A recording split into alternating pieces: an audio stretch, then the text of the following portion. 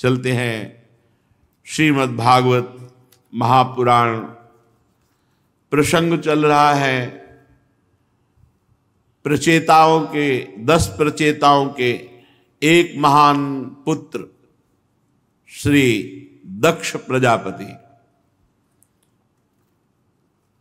ये वही दक्ष प्रजापति हैं जिनका अपराध बन गया था भगवान शंकर से, जिसके कारण बकरे का शर लगाया गया था। शरीर पूरा होने के बाद ये यहाँ प्रचेताओं के यहाँ मारिशा के गर्भ से श्री दक्ष जी का प्रादुर्भाव हुआ। भगवान की आराधना की, भगवान को प्रसन्न किया। ब्रह्मा जी ने आदेश किया आप सृष्टि वृद्धि करो, तो 10,000 पुत्र प्रकट किए, जिनको नारद जी ने बैरागी बनाकर भगवान के मार्ग में सदा सदा के लिए भेज दिया।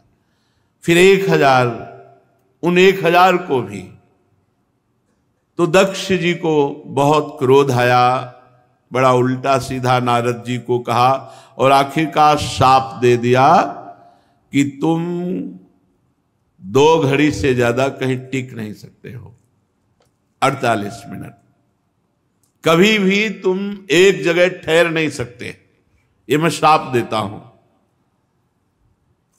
संत शिरोमणि देवर्षि नारद जी ने हाथ जोड़कर शाप स्वीकार किया। बस इसी का नाम साधुता है कि हम अपने प्रभु का कार्य करें, सत कार्य करें, किसी का मंगल नहीं। फिर भी हमें अगर कोई गाली देता है, कोई दंड देता है या उपहास करता है या शाप देता है, तो हम उसे स्वीकार करते हैं, क्योंकि मेरे प्रभु का ऐसा ही विधान है, ये मानकर हमने गलत नहीं किया। अगर हमें फिर कोई दंड देता है तो हम स्वीकार करते हैं कि मेरे प्रभु का विधान है। यही साधुता है। साधुता इसी का नाम है कि नारद जी में सामर्थ्य है शाप देने की, लेकिन शाप नहीं दिया। दक्ष प्रजापति का दिया हुआ शाप स्वीकार कर लिया। कोई अपराध नहीं किया था, सतमार्ग पुष्ट किया था, जो बहुत ही दुर्लभ है। जीव को संसार के मार्ग में सब फंसाने वाले मिल सकते हैं, लेकिन आवागमन से मुक्त करने वाला तो कोई भगवान का महाभागवत प्रेमी जन ही होता है। जो बड़ी दुर्लभ कृपा है वो नारद जी ने की, उसके परिणाम में उनको शाप मिला, लेकिन उनको गुस्सा नहीं आया, बदले में कोई शाप नहीं दिया, भगवान का मंगलमय विधान मानकर वहां से चले गए। दक्ष प्रजापति ने अपनी पत्नी असिकनी के गर्भ से 60 कन्याएं प्रकट की। वो दक्ष प्रजापति से बहुत प्रेम करती थी। दक्ष प्रजापति ने उनमें से 10 कन्याएं धर्म को ब्याही, 13 कन्याएं कश्यप ऋषि को, 27 कन्याएं चंद्रमा को, 2 भूतों को, 2 अंगिरा ऋषि को, 2 कृशाश्व को और शेष तारक्ष नामधारी कश्यप जी को ही ब्याह दी। परीक्षित, इन्हीं 60 कन्याओं से पूरा विश्व भरा पड़ा है, इन्हीं से सब विस्तार हुआ। इन्हीं की वंश परंपरा से तीनों लोक भरे पड़े हैं, दक्ष की 60 कन्याओं से। धर्म की जो 10 पत्नियां बनी, वो भानु, लंबा, कुकुभू, जामी, विश्वा, साध्या, मरुत्वती, वसु, मुहूर्ता, संकल्पा, ये धर्म की 10 पत्नियां। इनके पुत्रों के नाम सुनो। भानु का पुत्र देव ऋषभ, उसका इंद्रसेन। लंबा का पुत्र हुआ विद्युत और उसके मेघगण। ककुब का पुत्र हुआ संकट, उसका कीकट। कीकट के पुत्र हुए पृथ्वी के संपूर्ण किले, दुर्ग। इनके अभिमानी देवता। जामी के पुत्र का नाम हुआ स्वर्ग, उसका पुत्र हुआ नंदी। ये सब भगवत स्वरूप। विश्वा के विश्व देवता प्रकट हुए। साध्या से साध्यगण, उनसे अर्थ सिद्धि। मरुतवती के दो पुत्र हुए, मरुतवान और जयंत। ये जयंत नामधारी वामन भगवान ही है। इन्हीं को उपेंद्र कहा गया, इन्हीं को जयंत कहा गया, यही वामन भगवान है। मुहूर्ता से मुहूर्त के अभिमानी देवता, ये अपने अपने मुहूर्त में जीवों के उनके कर्मानुसार फल देते हैं। संकल्पा का पुत्र हुआ संकल्प।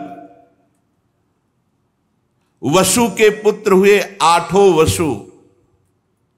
ये महान सामर्थ्यशाली देवताओं से भी श्रेष्ठ हैं। आठों वसुओं के नाम हैं द्रोण, प्राण, ध्रुव, अर्क, अग्नि, दोष, वसु और विभावसु। द्रोण की पत्नी का नाम है अभिमति। उससे हर्ष, शोक, भय आदि के अभिमानी देवता उत्पन्न हुए। प्राण की पत्नी ऊर्जस्वती के गर्भ से सह, आयु और पुरोजो नाम के 3 पुत्र हुए। ध्रुव की पत्नी धरणी ने अनेक नगरों के अभिमानी देवताओं को उत्पन्न किया। अर्क की पत्नी वासना से तृष्णा उत्पन्न हुई। पूरी सृष्टि इसी से बंधी हुई है। अग्नि नामक वसु की पत्नी धारा के गर्भ से द्रविणक आदि बहुत से पुत्र उत्पन्न हुए। कृत्तिका के पुत्र के रूप में भगवान स्कंद जी प्रकट हुए, जिन्हें कार्तिकेय कहा गया है, जो अग्नि के मुख से प्रकट हुए। उनसे विशाख आदि का जन्म हुआ। दोष की पत्नी सर्वरी के गर्भ से शिशुमार का जन्म हुआ। वसु की पत्नी आंगिरसी से शिल्प कला के अधिपति भगवान विश्वकर्मा जी का प्रादुर्भाव हुआ। विश्वकर्मा के उनकी भार्याकृति के गर्भ से चाक्षुष मनु हुए और उनके पुत्र विश्वेदेव साध्यगण देवता हुए। विभावसु की पत्नी उषा से 3 पुत्र हुए, व्युष्ट, रोचिस, आतप। उनमें आतप के दिवस नामक पुत्र हुआ। दिन, ये जो दिन है, ये आतप का पुत्र है। इसी में सब जीव अपने अपने कार्यों में संलग्न होते हैं। भूत की पत्नी दक्ष नंदिनी स्वरूपा ने करोड़ करोड़ भूत उत्पन्न किए। ये सृष्टि है। करोड़ करोड़ बलवान रुद्रगण उत्पन्न किए। रैवत, आज, भव, भीम, वाम, उग्र, वृषाकपि, अजैकपाद, अहिर, बुध्य, बहुरूप, महान, ये 11 मुख्य रुद्र। भूत की दूसरी पत्नी भूता से भयंकर विनायक भूत प्रेत, इनका जन्म हुआ।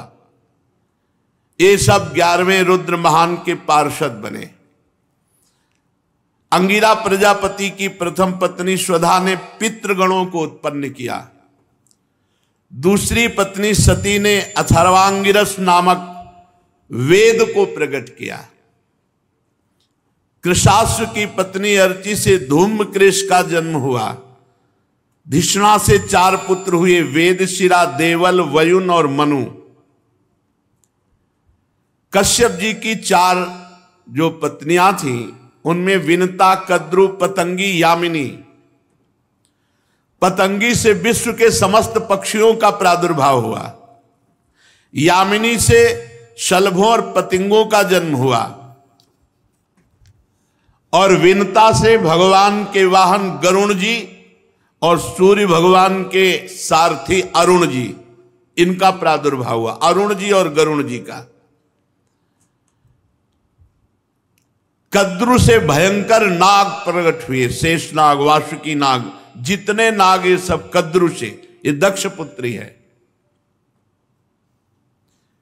कृत्तिका आदि 27 नक्षत्राभिमानी देवियां ये चंद्रमा की पत्नियां हैं। रोहिणी जी से विशेष प्रेम करने के कारण चंद्रमा को दक्ष ने शाप दे दिया, जिससे उन्हें क्षय रोग हो गया, इसलिए उन्हें कोई संतान नहीं हुई। उन्होंने फिर दक्ष को प्रसन्न करके कृष्ण पक्ष की क्षीण कलाओं के शुक्ल पक्ष में पूर्ण होने का वर तो प्राप्त कर लिया, परंतु नक्षत्राभिमानिनी देवियों से उन्हें कोई संतान न हुई। कश्यप पत्नियों के मंगल में संतानें हुई, इनको लोक माता कहते हैं। इनसे सारी सृष्टि भरी हुई है। अदिति, दिति, दनु, काष्ठा, अरिष्टा, सुरसा, इला, मुनि, क्रोधवसा, ताम्रा, सुरभि, शर्मा, तिमी। तिमी के पुत्र ये जितने जलचर हैं वो सब तिमी से प्रकट हुए। शर्मा के जितने हिंसक पशु हैं, बाघ, भेड़िया, जितने, ये सब उनसे प्रकट हुए। सुरभि के जितने भी गाय, भैंस, दो खुर वाले पशु, वो सब सुरभि से प्रकट हुए। ताम्रा से बाज, गीद, शिकारी पक्षी प्रकट हुए। मुनि नाम की पत्नी से जितनी अप्सराएं हैं लोक लोकांतर में, वो सब प्रकट हुई। क्रोधवशा से भयंकर विषधारी सांप, बिच्छू और जितने विषैले जंतु हैं वो सब प्रकट हुए। इला से सब वृक्ष और लताएं प्रकट हुई। जितनी वनस्पतियां हैं, वृक्ष हैं, लताएं हैं, वो सब इला से प्रकट हुई। और सुरसा से सब राक्षस प्रकट हुए। सुरसा यातुधान। अरिष्टा से सब गंधर्वों का प्रादुर्भाव हुआ। काष्ठा से एक खुर वाले जैसे घोड़े आदि। दनु से 61 पुत्र हुए। उनमें प्रधान महान बलवान दैत्य द्विमूर्धा, संबर, अरिष्ट, हयग्रीव, विभावसु, अयोमुख, शंकुशिरा, स्वरभान, कपिल, अरुण, पुलोमा, बृहस्पर्वा, एक चक्र, अनुतापन, धूमकेश, विरूपाक्ष, विप्रचित्ति, दुर्जय, ये बड़े बड़े 61 दानों, दनु से दानों, दैत्य प्रकट हुए। स्वरभानु की कन्या सुप्रभा से नमुच ने वृषपर्वा की पुत्री शर्मिष्ठा से महाबली नहुष नंदन ययाति ने विवाह किया। इसका प्रसंग आगे बताएंगे। दनु के पुत्र वैश्वानर की 4 सुंदरी कन्याएं थी। उपदानवी, हैसिरा, पुलोमा, कालिका। इनमें से उपदानवी के साथ हिरण्याक्ष का, हैसिरा के साथ क्रतु का विवाह हुआ। ब्रह्मा जी की आज्ञा से प्रजापति भगवान कश्यप ने वैश्वानर की शेष 2 पुत्रियां पुलोमा और कालिका के साथ विवाह किया। उनसे 60,000 दानव प्रकट हुए, पौलोम और कालिके नाम के। पूरी सृष्टि भरी है दक्ष की 60 कन्याओं से। यज्ञ कर्म में विघ्न डालने वाले 60,000 रणवीर दानव प्रकट किए। इनको अर्जुन जी ने भगवान की शक्ति से संपन्न होकर इंद्र को प्रसन्न करने के लिए इनको मार डाला था।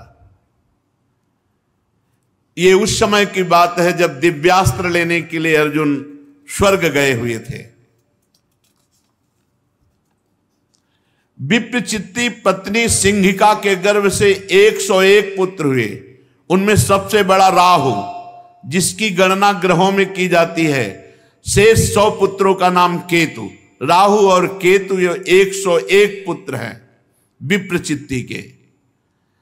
अदिति ये बहुत साध्वी, निरंतर भगवान के भजन में डूबी हुई, तो इन्हीं से भगवान ने वामन अवतार धारण किया। और इन्हीं अदिति के जितने देवता हैं सब इन्हीं से प्रकट हुए। विवस्वान भगवान सूर्य, अर्यमा, पूषा, त्वष्टा, सविता, भग, धाता, विधाता, वरुण, मित्र, इंद्र और त्रिविक्रम भगवान वामन, ये सब अदिति के पुत्र है, हर समय भगवान का चिंतन करती, तो ये देवताओं की सृष्टि हुई। विवस्वान की पत्नी महाभागवती संज्ञा के गर्भ से श्राद्ध देवों का प्रादुर्भाव हुआ। मनु एवं यम यमी का जोड़ा पैदा हुआ। संज्ञा ने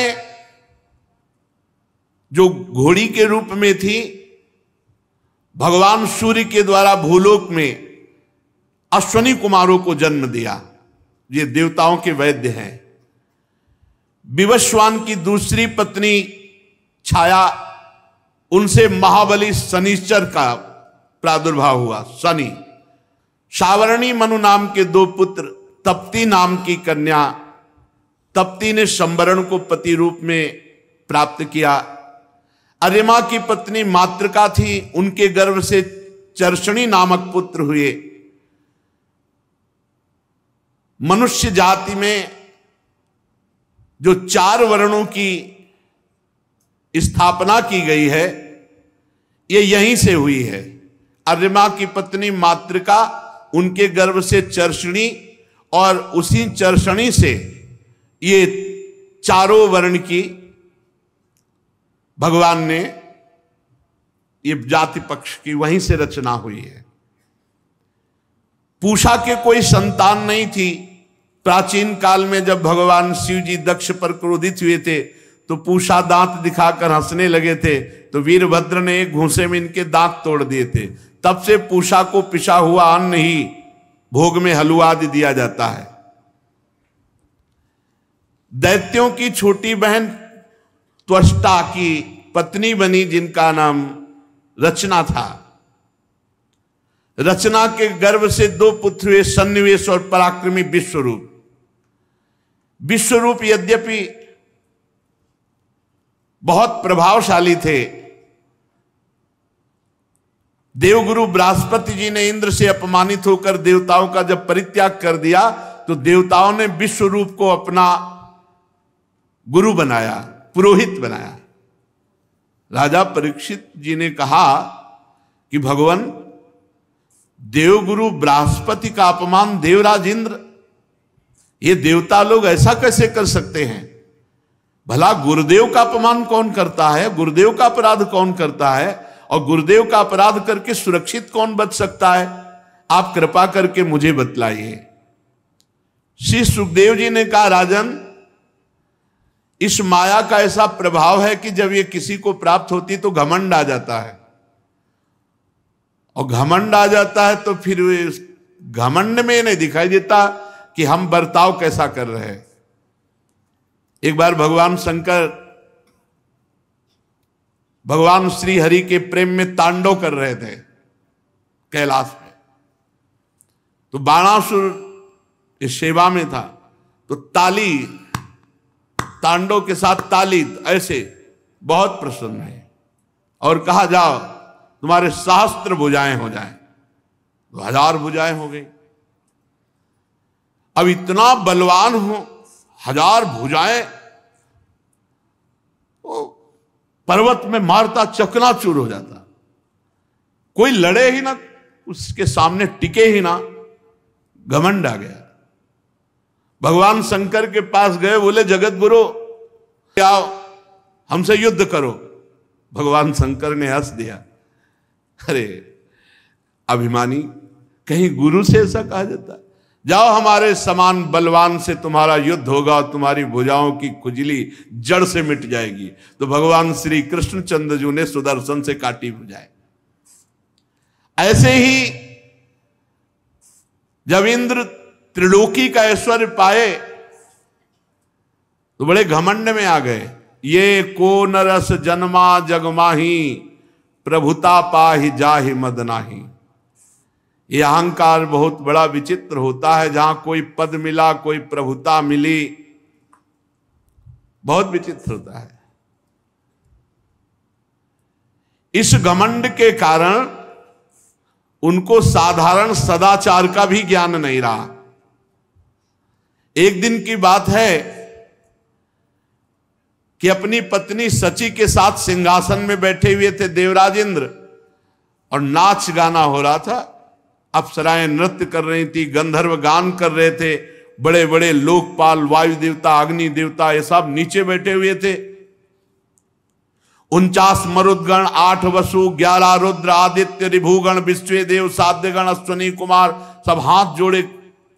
सिद्ध, चारण, गंधर्व, ब्रह्मवादी, मुनिगण, विद्याधर, अप्सराएं, किन्नर, पक्षी, नाग सब हाथ जोड़े स्तुति। देवराज इंद्र की कीर्ति का गान हो रहा है, अप्सराएं नृत्य कर रही। देवराज इंद्र के ऊपर चंद्रमंडल के समान श्वेत छत्र, चवर पंखे। अब महाराज देवराज इंद्र आराम से सची के साथ बैठे, इतने में गुरुदेव आए। और ये शास्त्र मर्यादा है कि जो ही सभा में गुरुदेव पधारे तत्काल सबको आसन छोड़कर खड़े हो जाना चाहिए। बृहस्पति जी ने देखा देवराज इंद्र में कोई हलचल नहीं, सिंहासन पर वैसे बैठे, मुस्कुरा दिए, परम ज्ञानी हैं। अरे इसको तो अभिमान हो गया। बृहस्पति जी आए और खड़े ही नहीं हुए देवराज इंद्र, शूर असुर देवता सब खड़े होकर नमस्कार कर रहे हैं, केवल इंद्र नहीं खड़े। दृष्टि गई,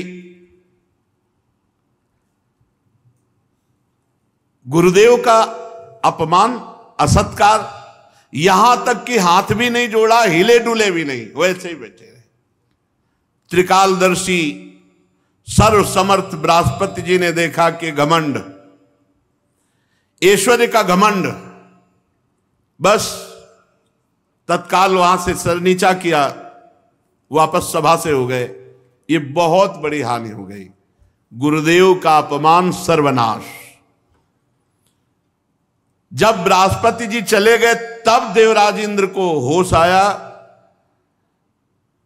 कि अरे ये तो हमने अपमान कर दिया अपने गुरुदेव का। ये घमंड बहुत बड़ी गलत है, ये अगर आ गया तो इसका काम ही है केवल विनाश करना, पतन करना। अहंकार आ जाए, घमंड आ जाए तो निश्चित पतन हो जाएगा, निश्चित। वो समझ गए कि गुरुदेव की अवहेलना की अब कोई भारी न भारी विपत्ति आ जाएगी, भारी न भारी संकट आ जाएगा।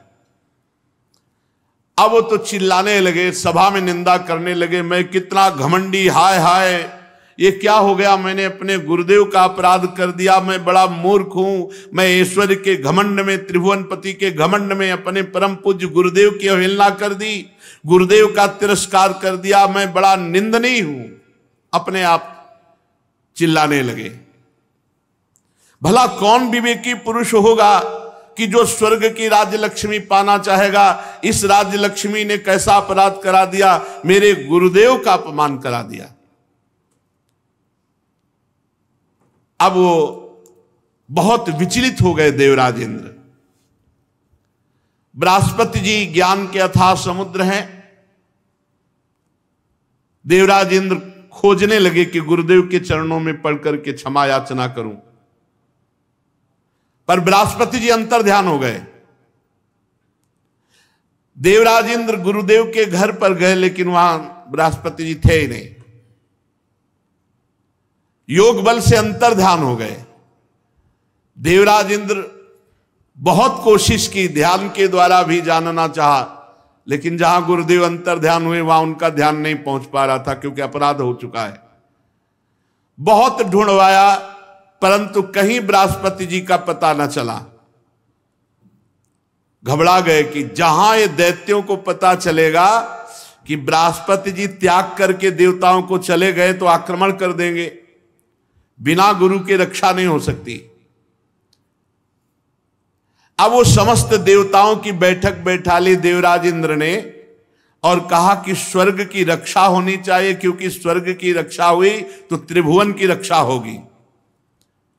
बड़ा शांति सभा में कि गुरु बृहस्पति देव के अपमान करने वाले हम देवताओं की अब कोई रक्षा कर सके। इतने में गुप्तचरों द्वारा दैत्यों को पता चल गया कि देवगुरु बृहस्पति और देवराज इंद्र की अनबन हो गई है। देवराज इंद्र ने अपमान कर दिया देवगुरु बृहस्पति का। मदोन्मत्त आताताई असुरों ने अपने गुरुदेव शुक्राचार्य जी को प्रसन्न किया और कहा आदेश दीजिए स्वर्ग पर चढ़ाई करे। और धावा बोल दिया शुक्राचार्य जी का इशारा पाकर। देवताओं पर ऐसे अस्त्रों की वर्षा की, काट काट के फेंक दिया देवताओं को। बहुत बलवान देते, किसी की मस्तक, किसी की जंघा, किसी की बाहु। देवराज इंद्र बचे हुए देवताओं के साथ भागकर ब्रह्मा जी की ब्रह्मलोक पहुंचे। ब्रह्मलोक में शरण ली। स्वयंभू समर्थ ब्रह्मा जी ने देखा देवताओं की बड़ी दुर्दशा हो रही, तो देवताओं से कहा तुम्हें होश नहीं, गुरु कृपा से सब कुछ होता है। गुरु का अपमान कर दिया, आप देख रहे हो भागे भागे घूम रहे हो, फिर भी तुम हमारे पास आए हो, हम उपाय बताएंगे। देवताओं, सचमुच इस संसार में कोई इतना महान नहीं है जो अपने गुरुदेव का अपमान करके सुरक्षित रह सके। हरि हरि हरि, तुम लोगों ने ऐसा अपराध किया जिसका कोई तोड़ ही नहीं है। गुरु अपराध। ब्रह्म ज्ञानी, वेदज्ञ, संयमी ब्रह्म ऋषि, गुरुदेव पद पर विराजमान, उनका अवहेलना, अपमान तुम्हारा नाश तो कर ही देगा। देवताओं, तुम्हारे इसी अधर्म का फल है कि तुम देवता समुद्रशाली होकर के भी शत्रुओं से नीचा देख रहे हो और भागना पड़ा स्वर्ग से। देवराज देखो, तुम्हारे शत्रु गुरुदेव शुक्राचार्य का जब तिरस्कार किए थे तब वो निर्बल और निस्तेज हो गए थे। अब उन्होंने अपने गुरुदेव को रिझा लिया है। अब उनके सामने तुम टिक नहीं सकते, क्योंकि शुक्राचार्य जी की कृपा है दैत्यों पर। शुक्राचार्य को अपना आराध्य मानने वाले ये दैत्य लोग स्वर्गलोक या ब्रह्मलोक भी छीन सकते हैं, क्योंकि गुरु को रिझा लिया तो कुछ भी प्राप्त किया जा सकता है। जे गुरु चरण रेणु सिर धरहि, तेजन सकल विभव बस करहि। वो मेरा ब्रह्मलोक भी छीन सकते हैं अगर वो चाहें तो, क्योंकि गुरु उनके अनुकूल है। भृगुवंशी अर्थशास्त्र की पूरी शिक्षा दे रखी है। इन दैत्यों को शुक्राचार्य जी ऐसे पढ़ाए हैं कि तुम लोग भेद ही नहीं समझ सकते कि वो क्या करना चाहते हैं। इसलिए मेरी सलाह है, और इसे गुप्त रखना। अगर अपने देवताओं का और स्वर्ग का भला चाहते हो तो सबसे पहले किसी को गुरुदेव रूप में वरण करो। जिनके जीवन में संत, गुरुदेव, गोविंद, तो कोई उनको शाप या मंगल नहीं कर सकता। जिसके जीवन में कोई संत है, कोई गुरुदेव है, गोविंद है, उसका अमंगल नहीं हो सकता। इसलिए तुम जल्दी से किसी को गुरु रूप में वरण करो। देवताओं ने कहा भगवान, देवताओं का गुरु आप ही बता दो। तो कहा तद विश्वरूपम भजतासु विप्रम तपस्विनम त्वाष्टमथात्मवंतम सभाजितोर्थान सविधास्यते वो यदि क्षमिध्व मुतास्य कर्म। तुम्हारे गुरु पद पर त्वष्टा के पुत्र विश्वरूप जी हैं, जाओ उनकी सेवा करो, उनको प्रसन्न करो। वे ब्रह्म ऋषि हैं, तपस्वी हैं, संयमी हैं, शास्त्र ज्ञानी हैं, पर वो असुरों के भांजे हैं, तो उनका अंदर का प्रेम मामा पक्ष में भी रहेगा, मतलब असुरों के प्रति भी। अगर तुम उस प्रेम को क्षमा कर सकोगे तो तुम्हारा काम बनाने में समर्थ है विश्वरूप जी।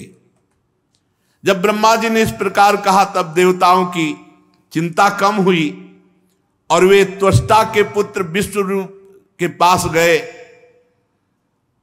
नमस्कार किया, कोई हृदय से लगाया, बड़ा प्रेम दिखाया। देवताओं ने कहा कि विश्वरूप जी तुम्हारा कल्याण हो, हम तुम्हारे आश्रम में अतिथि के रूप में आए हैं, अतिथि की सेवा करनी ही चाहिए। अभ्यागत कहते हैं जो परिचय वाला आता है, कोई रिश्तेदार, कोई नातेदार, जिसकी वही कल आ रहे हैं, परसों आ रहे हैं, परिचय है, वो अभ्यागत है। अतिथि जो अपरिचित है, बिना निमंत्रण के, बिना तिथि के उपस्थित हो जाए, वही अतिथि। वो भगवान का स्वरूप होता है, उसकी सेवा करनी चाहिए।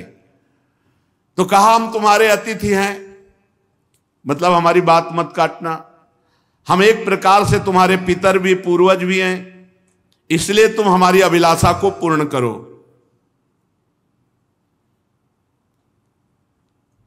देखो, आचार्य और वेद, पिता, ब्रह्मा, पृथ्वी और इंद्र, ये सब परम पूजनीय हैं। इनकी ज्यादा अवहेलना नहीं करनी चाहिए।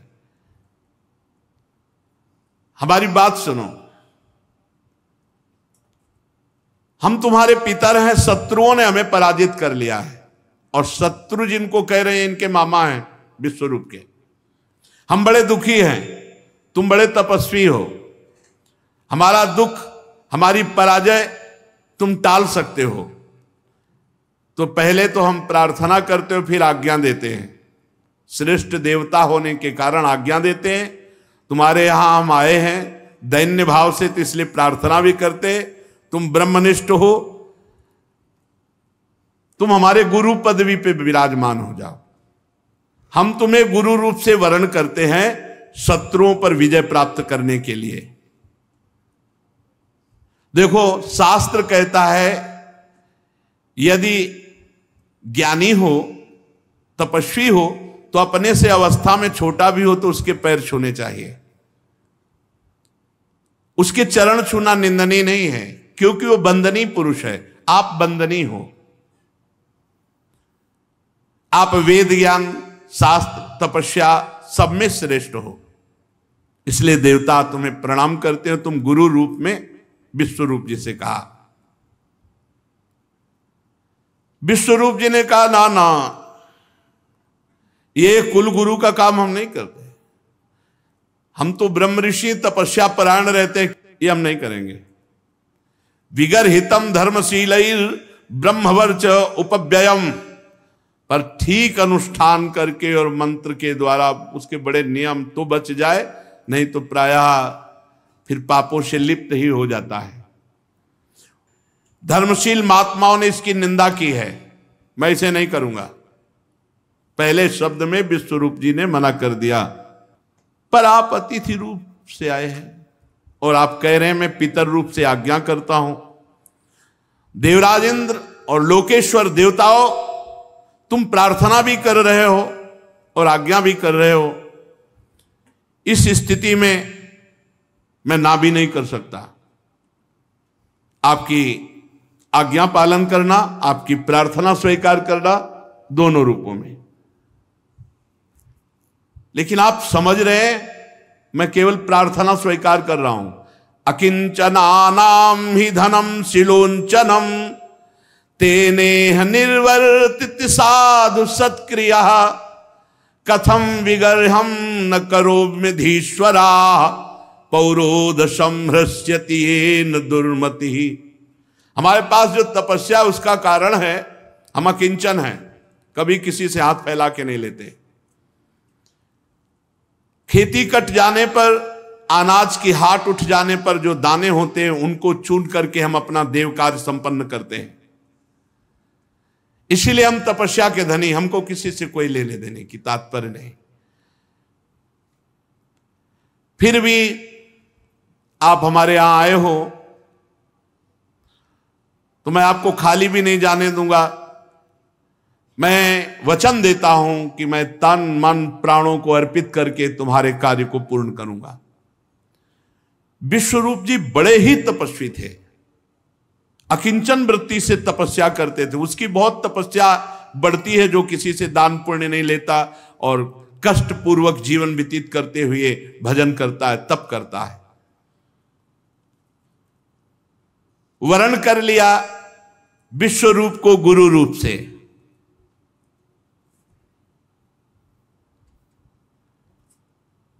शुक्राचार्य जी ने अपने नीति बल से असुरों को बहुत परिपक्व और सुरक्षित कर दिया था।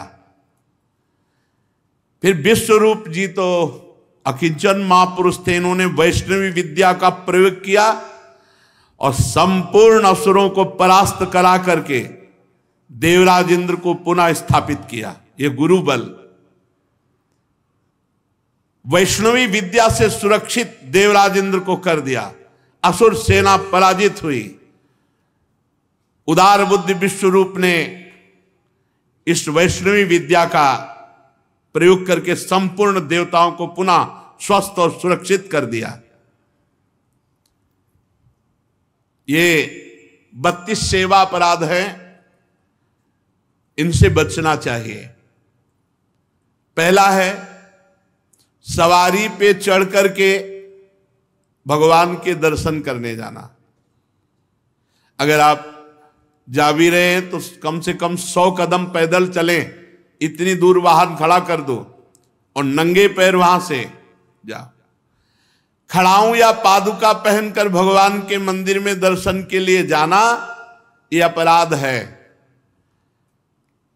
हमें तो यही प्रार्थना करनी है कि सीढ़ियों के नीचे तो उतार दो जूता चप्पल। कुछ लोग तो ऐसे हैं कि टोके ना तो जूता चप्पल पहन के ही दर्शन कर ले।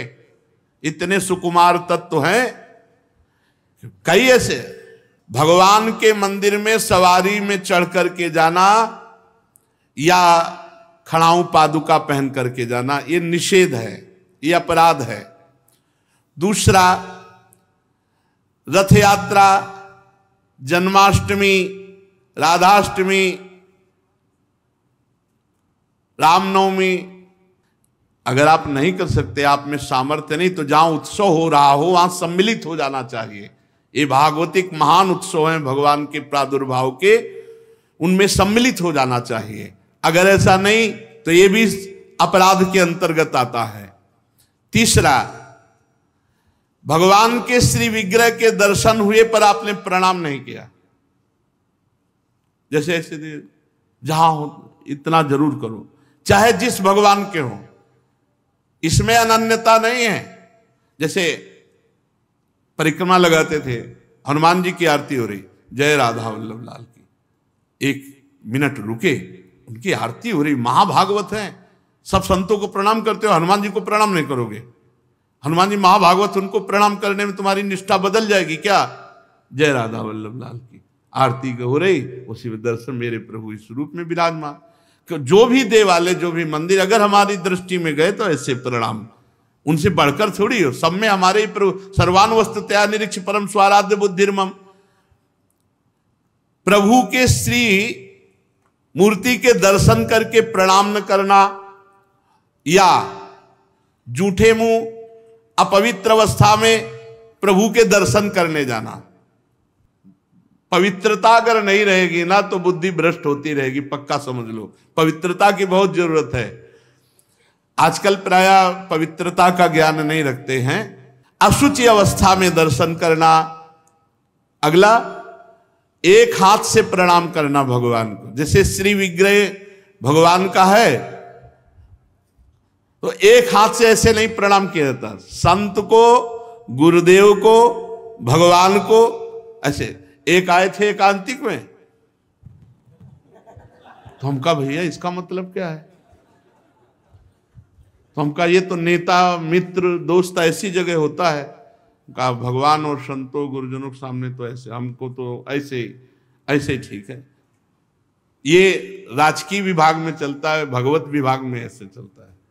कर जोड़ करके भगवान को, गुरुदेव को, संतों को ऐसे हाथ जोड़कर, एक हाथ से भगवान को ऐसे नहीं किया जाता, प्रभु को ऐसे नहीं किया जाता। प्रभु के श्री विग्रह के सामने एक हाथ से प्रणाम करना या गुरु जी को।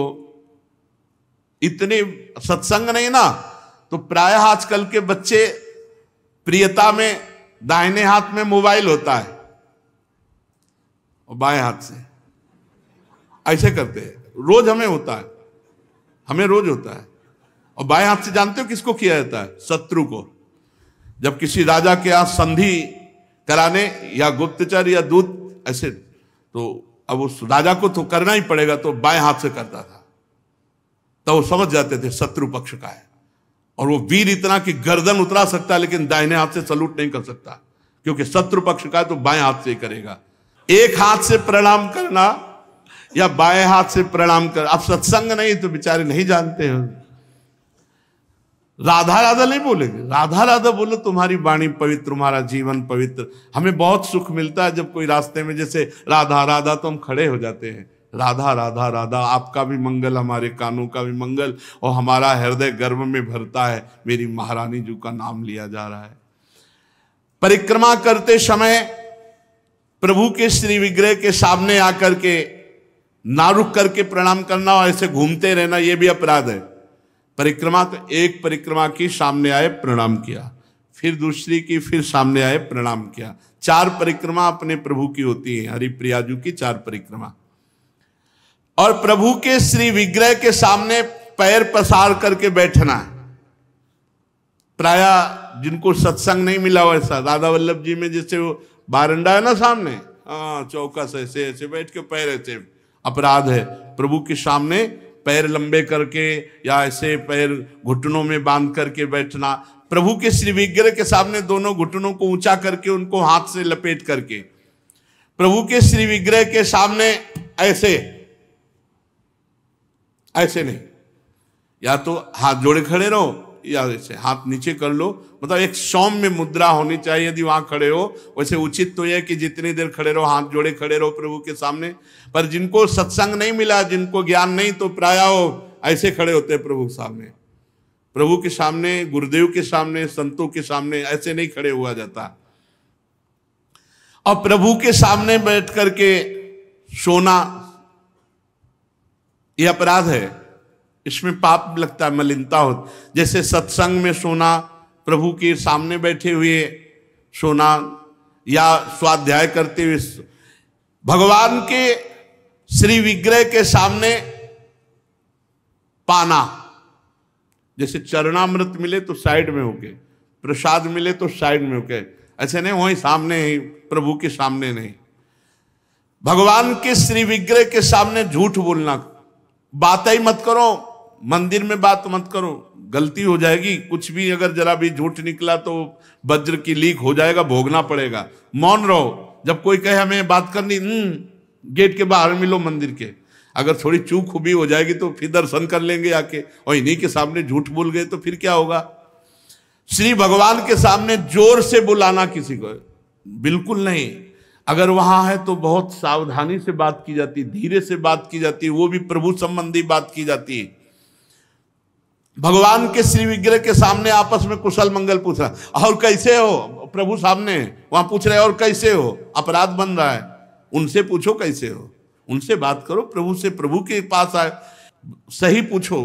बिल्कुल नहीं, सीधे गए, बस आंख में आंख मिलाई, जितनी देर टिके बस आंख बंद की, फिर आंख में आंख मिलाई, नख सिख लो अंग माधुरी, उसका पान करो, चुपचाप बाहर निकल जाओ। दर्शन की एक पद्धति है, एक टाक एकदम देख रहे हैं, लेकिन देखना बाहरी लोग दर्शन नहीं करते, नहीं इधर उधर, वहां प्रभु में नहीं टिकेंगे, नेत्र प्रभु में नहीं टिकेंगे, वो इधर उधर दौड़ भाग करके निकल जाएंगे। आपस में कुशल मंगल बातचीत ये सब नहीं।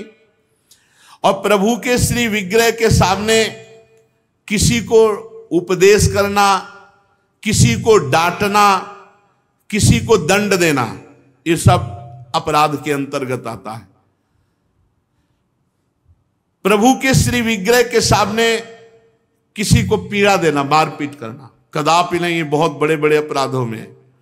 और प्रभु के श्री विग्रह के सामने किसी को आशीर्वाद देना, नहीं, ये भी नहीं। सामने विराजमान है, उन्हीं के आशीर्वाद से सबका आशीर्वाद है। ऐसा नहीं कोई प्रणाम कर रहा है माथे पे हाथ धर, ये सब व्यवहार नहीं। वहां प्रणाम कर, जो प्रणाम करे तुरंत पीठ कर लेनी चाहिए उसकी तरफ, वो प्रणाम उन्हीं को जाए। तो कभी ऐसा प्रणाम न, एकमात्र गुरुदेव। प्रभु के श्री विग्रह के सामने किसी पर अनुग्रह करना यह अपराध है। श्री विग्रह के सामने किसी को साप देना, कठोर वचन बोलना, निष्ठुर वचन बोलना, और प्रभु के श्री विग्रह के सामने कंबल ओढ़ कर जाना, प्रभु के श्री विग्रह के सामने किसी की निंदा करना, प्रभु के श्री विग्रह के सामने किसी की स्तुति प्रणाम बिल्कुल नहीं करना, प्रभु के श्री विग्रह के सामने अश्लील भाषण बोलना, प्रभु के श्री विग्रह के सामने अधो वायु त्यागना। अच्छा, प्रभु को सामर्थ्य रहते हुए गौड़ उपचार के द्वारा भोग लगाना, जैसे अपने तो हलवा चाय चल रही सुबह और ठाकुर जी के लिए चिरौरी रखवा दिए, बहुत ही है, टॉफी लपटी भाई उसमें प्लास्टिक में, एक कटोरी में भर के रख दी, पानी रख दी, जमाने की वही रखी, और अपना रोज सुबह शाम दोपहर सब नए नए पदार्थ पा रहे हैं। अपराध लगता है। ये मनोरंजन के लिए श्री विग्रह खरीद के मत ले जाना कोई। श्री विग्रह जाने का मतलब है पूरे के पूरे प्रभु आए हैं, सुबह से लेके शाम तक उनको खवाओ पियाओ, स्नान श्रृंगार सब ना हो हिम्मत तो छवि खरीद ले, उनके दर्शन करो। श्री विग्रह मत ले जाओ। श्री विग्रह ले जाओ, चाहे गोपाल जी का चाहे प्रिया प्रीतम जी का, उनकी सेवा करो ऐसे जैसे अपने बच्चे की जाती है। अपना बच्चा अगर नहीं पवाएंगे तो भूखा रहेगा, नहीं स्नान कराएंगे तो वैसे, नहीं शयन कराएंगे तो नहीं शयन करेंगे। बोले हम दर्शन के लिए छवि ले जाओ, श्री विग्रह मत ले जाओ। श्री विग्रह ले जाने का मतलब है कि अष्टयाम सेवा, कम से कम अष्टयाम सेवा में नहीं आप पहुंच पा रहे हैं, पूरी सेवाएं कर पा रहे, तो सुबह मंगला और श्रृंगार और भोग लगा दिया, जाओ।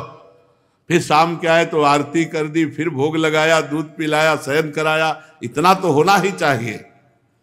अब आप तो खाते हैं अच्छे अच्छे पदार्थ, तो ठाकुर जी के आगे प्लास्टिक में लपटी हुई टॉफी रख दी या चिरौरी रख दी। आपकी सामर्थ्य है, सब अच्छे अच्छे कपड़े पोशाक सब पहना सकते हो, ऐसे ठाकुर जी को ऐसे नहीं, आपके पास सामर्थ्य के अनुसार ठाकुर, ओ वैसे तो जी जान से प्यार करो, बहुत कृपाल ठाकुर है, बहुत कृपाल। आपसे बात करने लगेंगे, आपको मना करेंगे, ये नहीं खाना हमें, ये खाना है, ऐसे। अरे आप आसक्ति करके तो देखो, निहाल कर देंगे। और अभी आप यहाँ पवाओ, फिर वो आपको अपने यहाँ ले जाके पवाएंगे, और ऐसा पवाएंगे कि निहाल हो जाओगे। और प्रभु को भोग लगाए बिना कुछ भी खाना पीना ये ठीक नहीं, अपराध के अंतर्गत आता। वैष्णव होकर दीक्षा लेकर सत्संग सुनकर ये बात जान करके यदि आप बिना भोग लगाए प्रभु को पाते हैं तो अपराध है। ऋतु में जो फल हो सबसे पहले अपने प्रभु को भोग लगाना चाहिए। इस बात में हमने अपने गुरुदेव भगवान को देखा, बड़ी प्रवीणता, चाहे वो सहतूत हो चाहे बेर हो, जो ऋतु का फल है वो श्री जी को जरूर पवाएंगे। और पवाने का पहला कि आप चख के देखेंगे, बेर या जो भी पहला चख के देखेंगे, अगर अनुकूल है तो हाथ धोया आचमन किया, फिर श्री जी को दूसरे फल।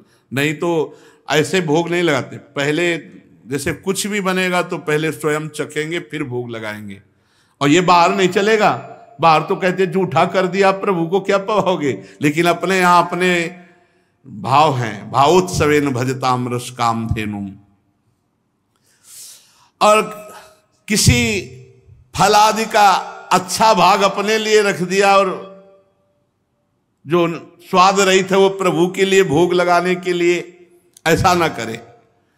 और प्रभु के श्री विग्रह के सामने पीठ देकर खड़े होना या पीठ देकर बैठना, जैसे पीछे प्रभु ऐसे बैठना नहीं, इससे अपराध लगता है।